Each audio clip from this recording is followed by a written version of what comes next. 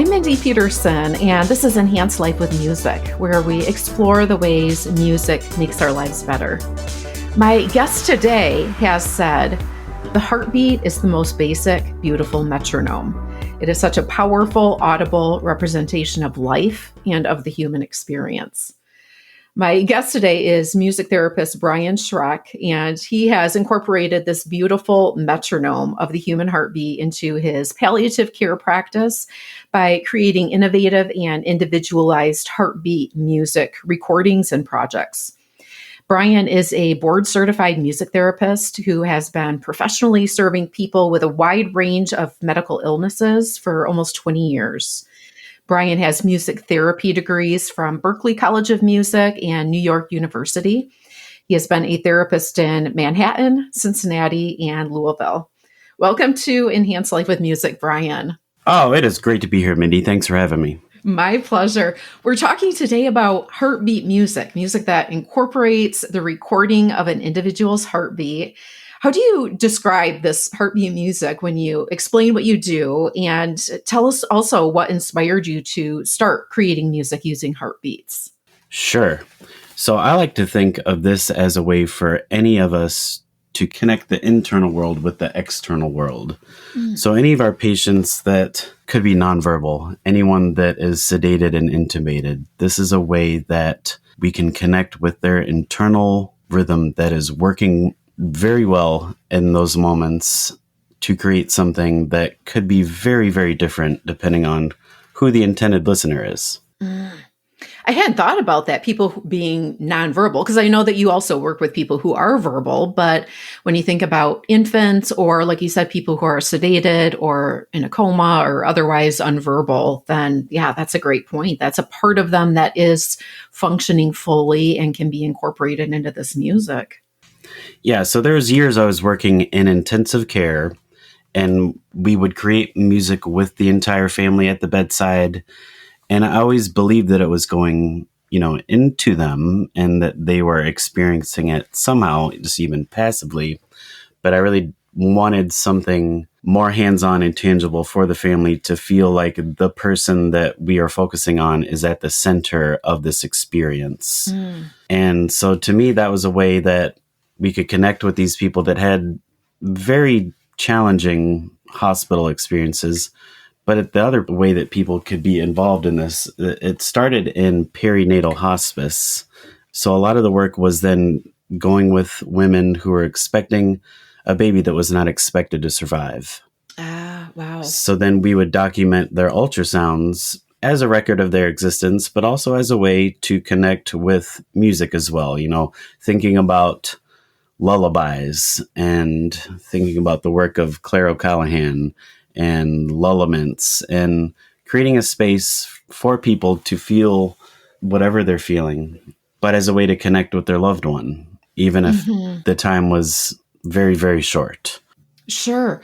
So you mentioned that this started in perinatal hospice. Was there a certain light bulb moment that got you thinking about making this music and set on this path, or was it just more of a gradual process? It was a bit of a gradual process. I'm going to rewind all the way back to going to New York University and getting to spend 1 year with Clive Robbins once a week. The amount of recording that they did as a part of their assessment, but also as a part of their way to review what happened and not miss anything and make sure that they were just being very thorough. It also created, when you would hear him present, it brought him right back to those moments that we would get to experience as a class for some of these people that he hadn't worked with, in decades. So to me, it's a way to document. The other end of it is really getting to a place where we are paying attention to all the wonderful people that have brought us to these places to describe me in my music therapy world. So the heartbeat was kind of building in different funny ways throughout a lot of my upbringing at Berklee College of Music and afterwards at NYU. So even going a little bit further, my first practicum in 2000 was with Lori Kubitschek, and she introduced me to the Gil Raul Dalares song, Mi Cuerpo. And the song was called Mi Cuerpo, Hace Musica. and it's my body makes music. So even in those first early days of my music therapy, the body itself as a symphony of life can be used to create music. And then we had to take a Native American hand drumming class, and one of the first rhythms we learned was the heartbeat. And it was a way to become in sync with one's internal original rhythm. And then being introduced to Milford Graves, whose fascinating approach to music, heartbeats, and life, have always inspired this work. And his advice, he has his own beautiful documentary. Check out Milford Graves. Yeah, I will definitely do that. Lori Kubitschek, I recognize her name. I know other guests have mentioned her as being a real influence on their work. Agreed. And she's incredible. And going back to Milford, he would say, throw away your metronome and listen to your heart. And so, to me, we're listening to these rhythms, but we can also think of it as a way of really getting back down to what this work is, which is connecting with people and focusing on the symbol of love as well as something that never dies. Well, and just to sort of flush this out a little bit more for listeners, the music that you make, it utilizes someone's heartbeat, and it could be multiple people. It could be the patient and family members, but for sure, a person's heartbeat. And then you create a song that uses that heartbeat as the rhythm, and it's part of the recording. It could be performed by you, it could be performed by the patient themselves, it could be performed by family members. And then you have this record of this special song that has so much meaning and has the person's heartbeat as a part of the recording that loved ones have to enjoy and cherish forever. Is there anything else you want to add to that? Yeah, I think you nailed a lot of it. And some of the other components could be using a sample of a heartbeat to create a new beat out of. So it doesn't just have to be a looped heartbeat that is so metronomic. I feel like over the years, I've gotten a lot more exploratory with figuring out different ways to not just include the family in every step of this process, which also means starting it as early as possible. So to me, this has been kind of broadcasted as an end-of-life intervention, but in my opinion, this can be worked on as early as we want to introduce it, almost as a piece of music that is just starting with that person's roots, which is their internal heartbeat. Tell us a little bit more about the process. How do you capture the heartbeat, transform those heartbeat sounds into the musical project? Just tell us a little bit about the process of creating these songs. So yeah, it's as different as the people are that we're serving. So to me, there should always be a reason of why we're doing this, whether it's just to use the time that you're having. So for the last number of years, I've worked in cancer care with adults, and they do have a lot of time on their hands. So I believe that any of the time that is shared could be used working on a project. And that could be worked on a little bit of a piece at a time. I think a lot of music therapists get lost in the weeds in this work where they take a lot of the heavy lifting. And in my opinion, this could be shared over time so that you're not working on a gargantuan, challenging song that you're trying to recreate outside of their presence. So to me, as much of this that can be done with them and experience with them, to me, then it becomes their recording. It's not about us. We're not the star. So the performance aspects of it, it's our job to make it sound as beautiful as possible aesthetically. But at the same time, we want to remind ourselves that this is music therapy and not music production. And that it is okay for it to be messy, and it's okay for it not to be finished. Sure. More important to really infuse meaning in the process and in the end result, both.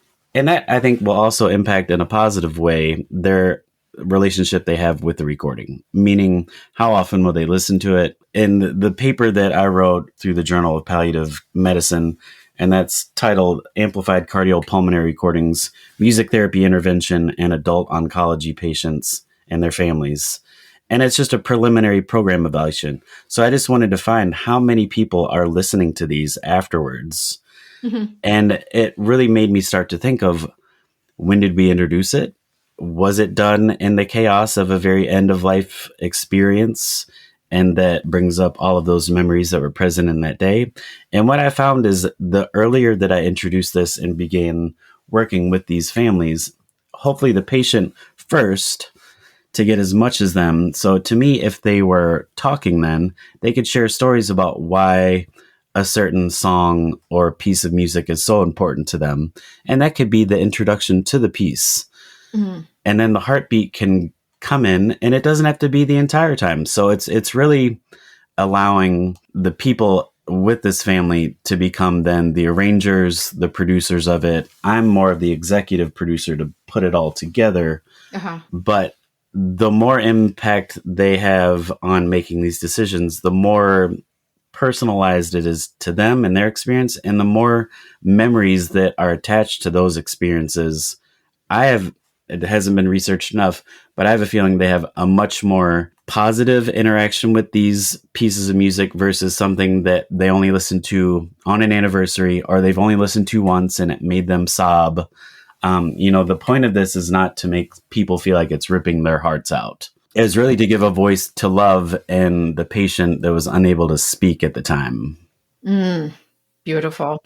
So you really work with the family very closely on what their purpose is for creating this song. You work with them on a song selection or creating and composing a brand new song. The heartbeat is sort of added minimally or more, depending on what the goals are, to the song. How do you capture the heartbeat? You have some kind of a stethoscope microphone? Yeah, so if anyone is interested, they can go to amplifiedcpr.org. There's an instructional video on how to make your own, which would include a lavalier microphone put inside of a normal acoustic stethoscope. There is a brand that I really like called Think Labs, and they make a digital stethoscope that can really do quite a few things that I think would be useful even in quote-unquote typical music therapy. To me, it's just another instrument that you could Bluetooth to an external speaker and hear out loud to make live music with. It could be something that is put into a an amplifier to get really loud with. And it can also be plugged right into your phone, iPad, or MacBook, or whatever device you're using as a way to record people's heartbeats. And I like this brand and model the most. It's called The One, because you can amplify it at the source. So the larger we get, as we get older, the more space there is between the outside of your body and where your heart sits. So the movement of your flesh against, it's called the diaphragm part of the stethoscope, that movement is what translates into that sound that we hear. So the more space there is, there's a little bit less movement. Like if you put it on a baby, you can almost look at a baby's chest and see their heart beating. Sure. So it's just something to think about, a practical thought that if you can amplify it from the source, it will go into your device louder and clearer.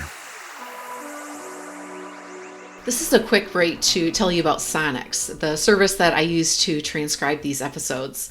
Sonics is an artificial intelligence transcription service that automatically converts audio and video files to text, and it can translate to over 40 languages. I transcribe these episodes to make them more accessible. I tried multiple services and chose to stick with Sonics because of their accuracy, affordability, and because their site is just so easy to use. That's a big plus for me to not need to spend a bunch of time figuring out one more platform. While I love podcasts, I do tend to be a very visual learner. I figure other people probably are too, and having that written form of your work just makes it more versatile. Sonics transcripts make the most of your hard work and can increase traffic to your site. Sonics is spelled Sonix. You can check them out with a free trial plus an extra 100 minutes of free transcription by using the link sonix.ai/invite/enhancelife100. There's a link in the show notes. Again, it's spelled Sonix, and that link is sonix.ai/invite/enhancelife100 for a free trial and an extra 100 minutes of free transcription. Let's talk a little bit about the meaning that these songs have provided to various patients and their loved ones. I'm sure that this can really be an important tool in helping families and patients cope with anticipatory grief, pre-loss, post-loss, bereavement, just going through this process. But talk to us a little bit about the meaning that you've seen this provide in supporting patients, their loved ones. Yeah, so I believe, and again, going back to offering this as early as possible, the more time to make it their recording, the more useful it would be to them and to their loved ones. It's more of a process based.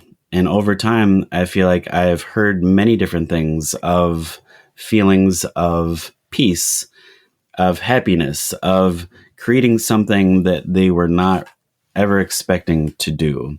So kind of an excitement of a brand new experience.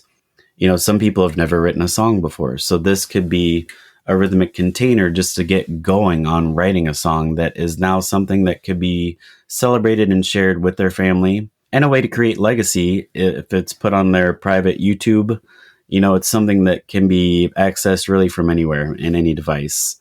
I really do believe that the more people have worked on it, the more of a relationship they have on it, to listen to it, to feel whatever they need to feel. Other times, just even going back to the research paper, there's 3 different little quotes I want to just read to you.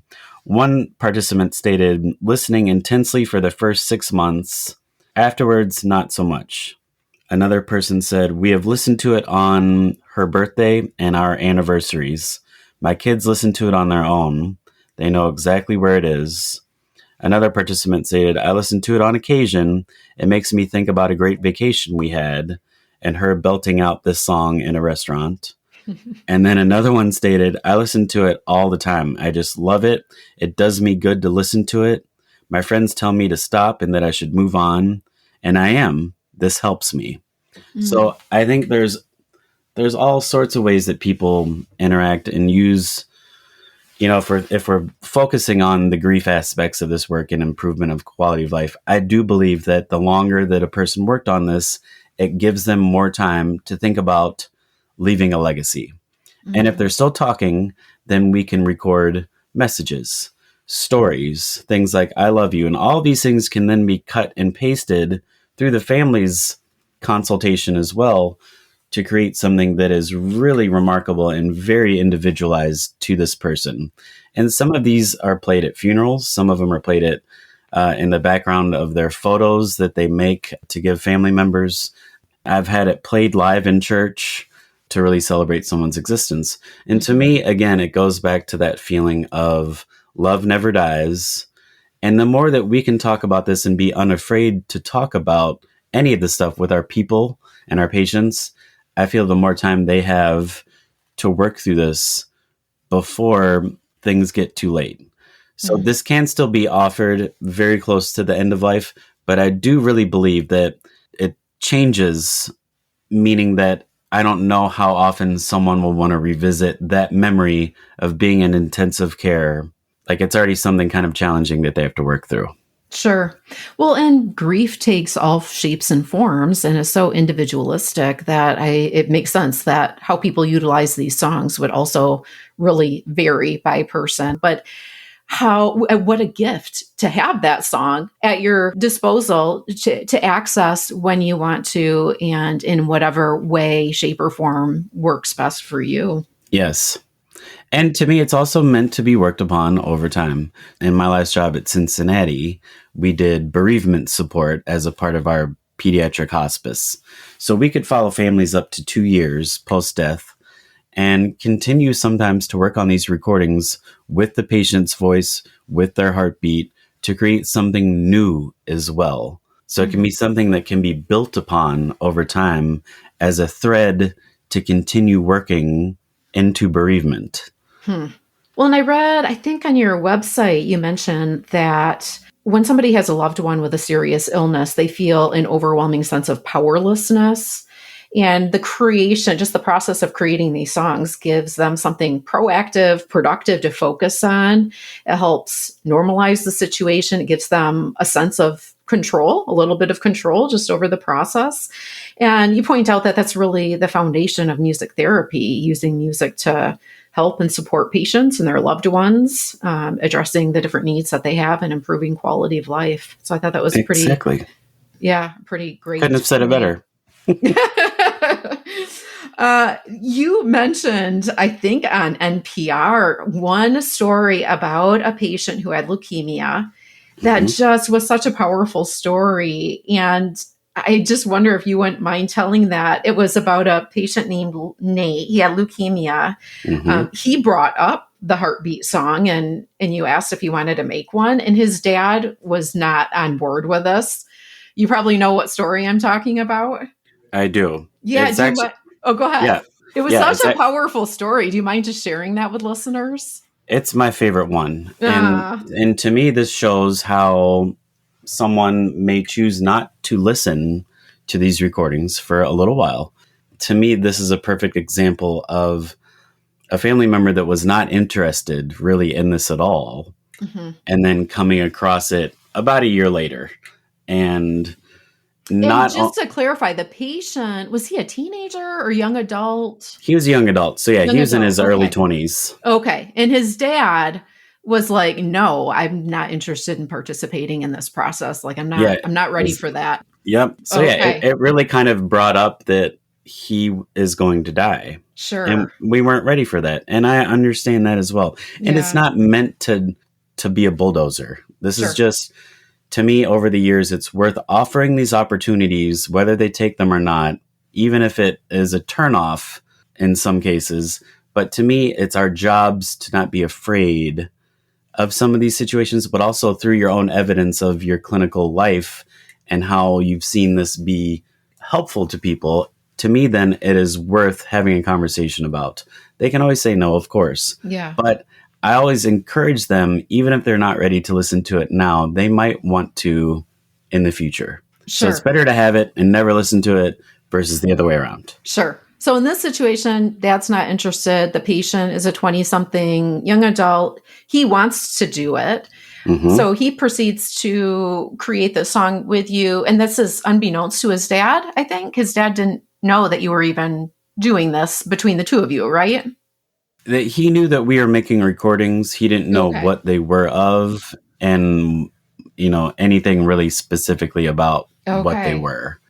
For this instance, it was close to Father's Day. I had him say, Happy Father's Day. For his mom, birthdays are more important to her than Mother's Day. So he did a happy birthday wish to her. Okay. And that was a way to introduce this piece of music that he was essentially having as a gift for them. And a way for them to feel whatever they need to feel. But I can't describe it as well as they did. And that's why I think it's so important to hear from the actual people that experience this firsthand. And that's why we made the documentary. And that's why there's pieces like this that really describe it better than I or really any music therapist could ever describe, because it's coming from them. What strikes me about this father, and being a father myself, emotionally, we put up these things to make us be functional in the moment. And if you listen to this piece on All Things Considered, he had a lot of hospital times, and there's a lot of in and outs and a lot of worry the entire time. So I wasn't surprised that he was not interested in this. And coming from a masculine point of view, this is something that it might be a little touchy-feely, and I just can't even go there right now. Yeah. His mom described, on the other hand, laying with him in his hospital room, very close to his death, and had her ear on his chest and could hear his heart beating. So it reminds her of that moment, which is very bittersweet for her. So she loves it and describes that, but it's also challenging. Yeah. For him, he describes it, finding this on Father's Day of all days. Yeah, so just explain how he happens to stumble across it. Yeah, so he's cleaning his office. They had moved, and he sees this is after his son passes away. Yeah, so about a year later, he came across these CDs that we had made, and I had given them basically at his visitation. Okay. So I think he had tucked them away, didn't think too much of it, was cleaning his office, popped the CD in, and the first thing he on Father's Day. on Just Father's have to Day, interject that, yeah. yeah, and the first thing he hears is "Happy Father's Day, old man. Love you." Oh, wow. And he was like, that was Nate. What is going on? And then here comes the Heartbeat song, which is a Rolling Stones song that he had chosen to accompany his heartbeat. And it's just guitar. And that's another thing I want to talk about as well, is that it can be very simple, these things. They don't have to be a gratuitous symphony that takes a music therapist 17 hours on their own to recreate something like by Stevie Wonder. You know what I mean? No one is going to be Stevie Wonder. And again, it's not about us. It's about them. And if we can find a way to celebrate them while having them interact with these pieces of music, that's all that really matters. So if it's an instrumental, then they can be encouraged to hum along or sing along. And if it's something that is less known, it's something that we can have as much input by them on, well, what is something that is similar that really helps you calm down? And what I love about this piece on NPR is that he doesn't even really know in the way that he says it, because it just kind of calms me down. I don't really know how or why, but it just calms me down. And I mean, that's all I would ever wish for any of these recordings, to have an impact like that a year later, as a way to feel connected with these people and to feel calm about it. A sense of peace. Yeah, what a gift. Well, I'll definitely include a link to the NPR story because it is so powerful. I mean, I get goosebumps just hearing about it, but just thinking about this father stumbling upon the CD a year later after his son's death, not even really recognizing what it is, popping it in to listen and hear his son's voice, wishing him a happy Father's Day, and then to hear this song. And for him to not have really been on board with this project at the beginning, but once he discovered it a year later, it just became a huge sort of connection between him and his son, and he really loved it and plays it regularly. So I'll include that link in the show notes. But tell us, how can listeners learn more? How can they learn more about these projects? Is there a way for listeners to work with you if they're outside the Louisville area where you are located? Yeah, I'm always happy to respond to emails and to talk to people about any sort of troubleshooting that they come along while they're trying to facilitate this work. I really do think that it's important for you, just like you would any other music therapy intervention, or really anything that happens in a hospital, is to feel very confident and comfortable with these tools before doing it with actual patients and their families. So I like to think of it as the same way you would wish a nurse to come in to place your IV. You don't want them being nervous about any part of it. You don't want to feel like it's the first time that they're doing this on you. You want it to be calm and relaxed. You know exactly what's happening. You know that you're going to find a decent heartbeat and that it's not going to be that big of a problem. Because often, unfortunately, music therapists will get referrals that are very late in a person's life. It could be on the day that they're about to die, in intensive care units, and everything feels quite chaotic. So the ability to stay calm in some of those situations is also very important, I think, in creating a brand new memory with this starting point of a recording. Well, your website is amplifiedcpr.org, as you mentioned earlier. And tell us what the CPR stands for. Cardiopulmonary recordings. Yes, got it. I love the tagline: amplified connection, amplified healing, amplified love. Really like that. And then a couple little phrases that caught my attention on your website that I just want to mention that I loved. You use the creation of the song to, quote, preserve the humanity in the situation. And I love that because most, if not all of these situations just suck. I mean, there's no way around it. And yet this process can help preserve the humanity in that situation. And you also say something on your website about integrating hope into every day. And again, just what a encouraging thought when you're in the midst of this tragic situation that feels hopeless, to feel like there's a little bit of hope, some meaning, some purpose, that you can be a part of, that gives you a little bit of a sense of control again, and that can help sort of preserve a part of that loved one beyond their life itself, that you can have that connection. So I love that. Well, I ask all my guests to close out our conversation with a musical ending, a coda, by sharing a song or story about a moment that music enhanced your life. Is there a song or story that you can share with us today as we close? Yes, it's a heartbeat song. It's just the patient's heartbeat as the basic rhythm. So it's just a loop. And I played a small version of a song I'd never heard before this family introduced it to me. It's called Head to Toe, and it's a song that they sing as a bedtime ritual. This patient is a younger man, so they have a young family with two small kids, and this was their bedtime ritual. So we wanted to use this as a way to be careful to not, I never want to think of these songs as ruining the real version of the song, but they do their own lullaby version of the song at night. And I wanted to use that just as something that could, in very basic terms, have him continue to be a part of this bedtime ritual. And the name of the song is what? It's called Head to Toe, and it's really about loving you from your head to your toe. We were able to do quite a few legacy recordings with this young man before he passed. This can be challenging to find the right time with someone. Life can be very challenging, especially when you have stage 4 cancer. So there was some challenges in finding time to really get the right quiet place in the right state of mind to do some of these recordings that we talked about for some time. And there's always resistance to doing any of these recordings, and I get it, because it does bring up a lot of emotions. Sure. And sometimes we're just not ready to go there today. And I 100% understand that.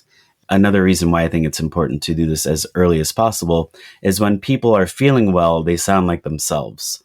So if I'm asking you to read, a bedtime story that you love, that you do every night to your two small children, I want it to sound like you. Yeah. And it's a lot easier, quite frankly, to do when when anyone is feeling good. Sure. It sounds just more natural and how you would want to remember them. Now, it doesn't mean that it can't be done when they are sick, but it does change, I feel like. It changes some of the relationship that I would assume that they would have. And just thinking about your own self, would you want to listen to, for instance, one of your parents or your brother or sister tell you a story when they feel great, or if they sound audibly sick? Sure. 100%. Yeah. 100%. So anyway, we figured out a way to make it happen. But we talked about this for some time, and I just knew we needed to get it done. We went in and we were able to knock out almost everything that we had talked about doing in about 20 minutes. Wow. And his best friend was there, which was so lovely that he was able to really be his hype man, to be his focuser, to help him just really get through these without feeling sorrow. And they're a very faithful crew. They're very involved in their church. And this song, Head to Toe, talks about, all of these things, but also in the presence of God. So I really do feel like with music, there can be a nonverbal way to connect to whatever your faith is, or connect to the next place, or connect to this person, no matter where they are, that you are together, and that can still be a functional relationship. So yeah, his friend gave me permission to share a little bit about his recollection of that day. And he goes, I was able to be there with Brian when he came to record some stuff.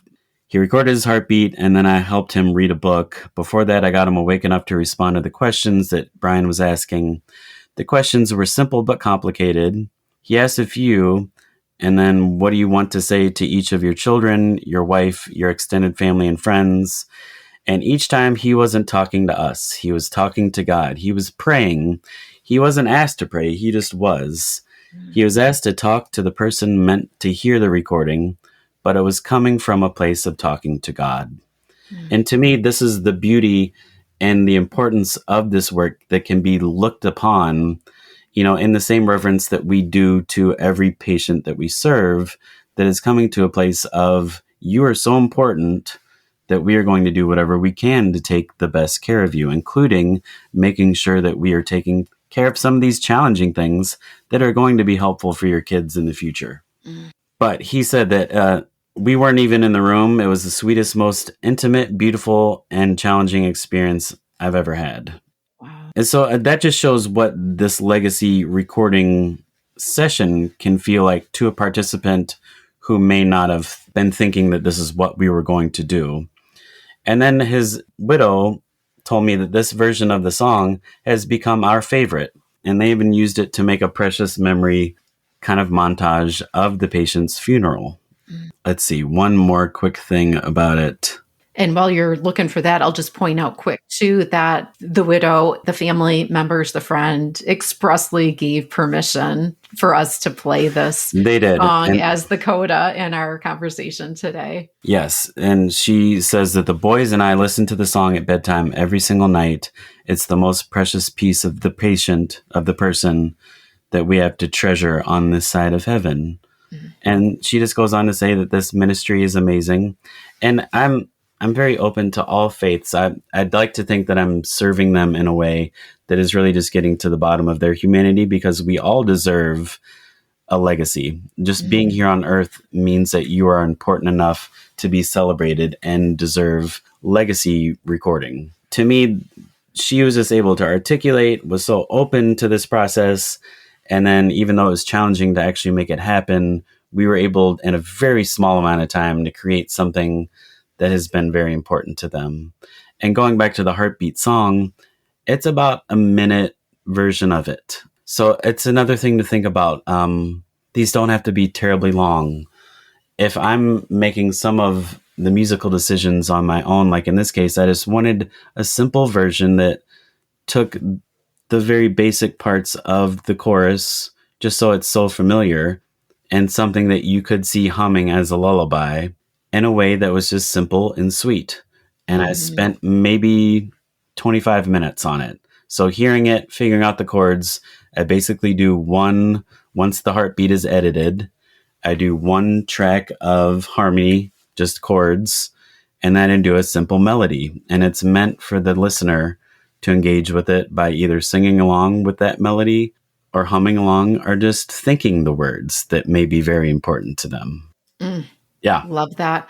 Well, and as you're talking, I'm just thinking about comparing it to some other treasured token of a special event, a special person. Like, for example, I have a daughter who just got engaged recently. We're planning a wedding.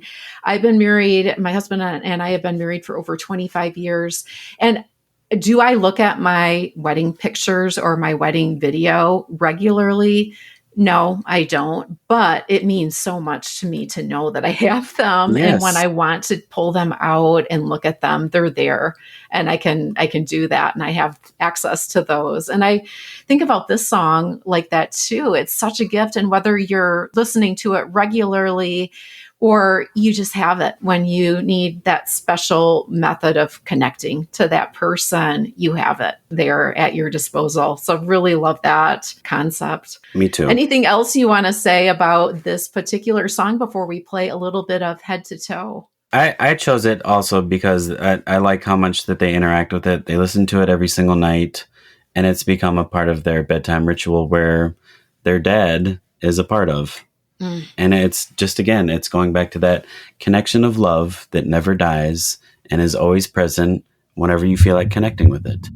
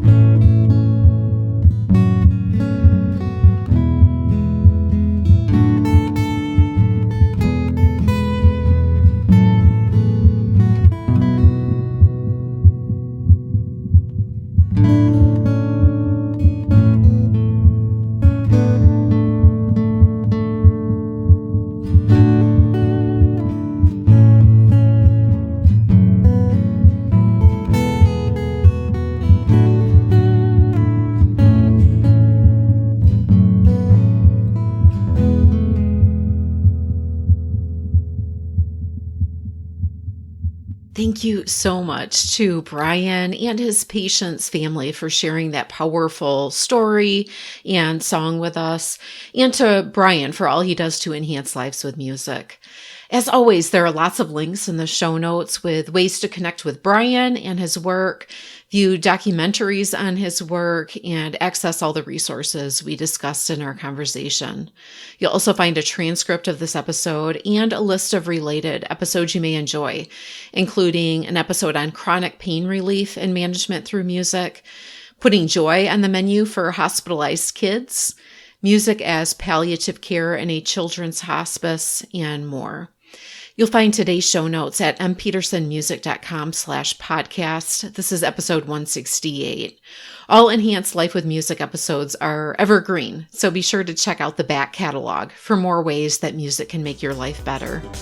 You can always connect with me on email, mindy@mpetersonmusic.com, Facebook, Instagram, Twitter, or LinkedIn. Until next time, may your life be enhanced with music.